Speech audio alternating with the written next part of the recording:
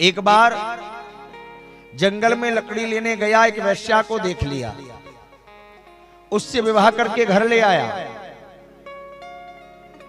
एक दिन की बात थी, अब ये चोर बन गया, डाकू बन गया।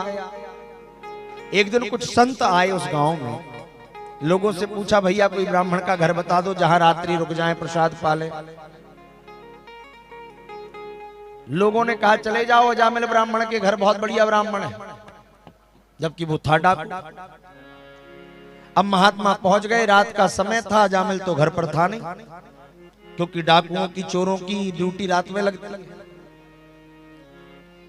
घर पे था नहीं, उसकी पत्नी थी। संत बोले देवी हम आए हैं बड़ी दूर से, कुछ भोजन प्रसाद मिलेगा? उस स्त्री ने कहा महाराज मैं तो नहीं दे सकती हूं, आप मेरे हाथ का नहीं पा पाएंगे, पर हाँ मैं आपको सीधा सामान दे देती हूं, आप बनाकर पालो। संतों ने कहा ठीक है दे दो। अब तो संत महाराज बैठ गए और संतों ने भोजन बनाया, भोजन किया। प्रातः काल जब अजामिल आया सुबह 4 बजे, तो देखा संतों का जमघट लगा है घर के बाहर। आकर के देखा तो बोला आप सब कौन हो, कहां से आए हो? संत बोले भाई रात्रि में तेरे यहां भोजन किया है और भोजन के बाद दक्षिणा देनी पड़ती है, इसलिए बैठे, तू दक्षिणा दे तो जाए। वो बोला कि देखो महाराज भोजन मिल गया, ये भाग्य थे तुम्हारे, अब दक्षिणा की बात करी तो सब छुड़ा लूंगा तुम्हारे लूटा कमंडल। संत बोले भाई दक्षिणा में कोई पैसा नहीं चाहिए, तो हम तो बस इतना कह रहे हैं कि हमें दक्षिणा के नाम पर सिर्फ तेरे यहां जो बालक होगा उसका नाम तू नारायण रख लेना, बस इतना चाहते हैं। बोले ठीक है। अजामिल ने ऐसे ही किया, इसके यहां जब बालक हुआ तो नाम रख लिया नारायण। अब बेटा धीरे धीरे बड़ा हुआ, इसका अंतिम समय आया, इसे लेने के लिए यमदूत आए और जैसे ही यमदूत दिखाई दिए ये चिल्लाने लगा नारायण बचाओ, नारायण बचाओ, नारायण बचाओ। अब चिल्ला तो अपने बेटे को रहा था, परंतु नारायण के दूत आ गए महाराज से ले। एक तरफ से यमदूत आए, एक तरफ से नारायण के दूत आ गए। यमदूत बोले कि हम ले जाएंगे, देवदूत बोले हम ले जाएंगे। यमदूत बोले भाई ये बड़ा पापी है, इसलिए यमराज की संयमनीपुर जाएगा। देवदूत बोले नहीं नहीं ये पुण्यात्मा है, ये बैकुंठ धाम जाएगा। यमदूत बोले महाराज ये कोई पुण्यात्मा नहीं, महापापी है, जीवन भर इसने पाप किया है। देवदूत बोले वो हमें नहीं पता, हमें इतना पता है अंतिम समय में इसने हमारे प्रभु का नाम लिया।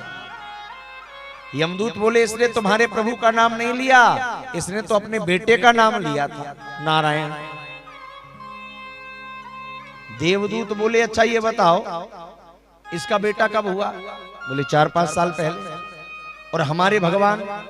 बोले वो तो अनादिकाल से है। तो बड़ा कौन हुआ हमारे भगवान की ये इसका बेटा? यमदूत बोले कि बड़े तो आपके भगवान हुए। बोले बस तो फिर बात क्लियर हो गई, जब बड़े भगवान हुए तो उसने भगवान का ही नाम लिया था। अब तो यमदूत नहीं माने तो देवदूतों ने यमदूतों की करी पिटाई, और जब यमदूतों की पिटाई करी तो महाराज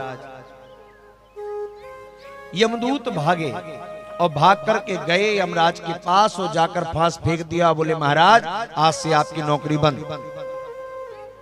यमराज बोले क्या हुआ? बोले आपने हमें क्या काम दिया पापियों को पकड़ के नरक में लाने का? आज एक पापी को लेने हम गए, ना जाने कहां से देवदूत आ गए महाराज, आकर के हमें मारा और उसे अपने लोग ले गए। यमराज बोला ऐसा कैसे हो सकता है, उसने क्या किया था? बोले उसने कुछ नहीं किया, अंतिम समय में अपने बेटे का नाम लिया था। अपने बेटे का नाम? क्या नाम था उसके बेटे का? यमदूत बोले उसके बेटे का नाम था नारायण। जैसे यमराज ने सुना मुंह पे हाथ रख दिया, चुप चुप चुप। क्या हुआ? बोले पेट्रोल पंप के सामने माचिस की तीली मत जलाओ, विस्फोट हो जाएगा।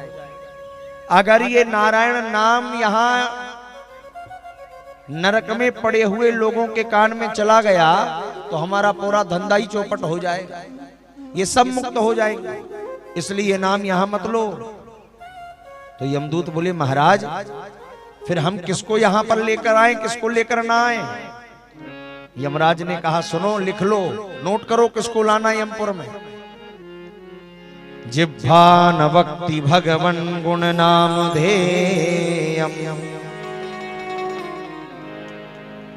चेतश्च न स्मरति तच्चरणारविन्दम्, कृष्णायनो नमतीच्छरये कदापि, तानानयद्भ्रमशतो कृत विष्णु कृत्या।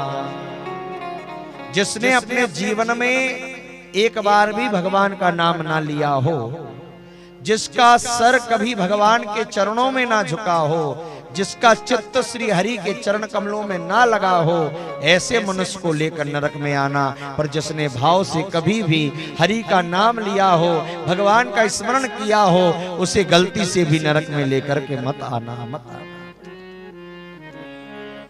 तो भैया नरक से बचने का एक ही उपाय है, भगवान का नाम।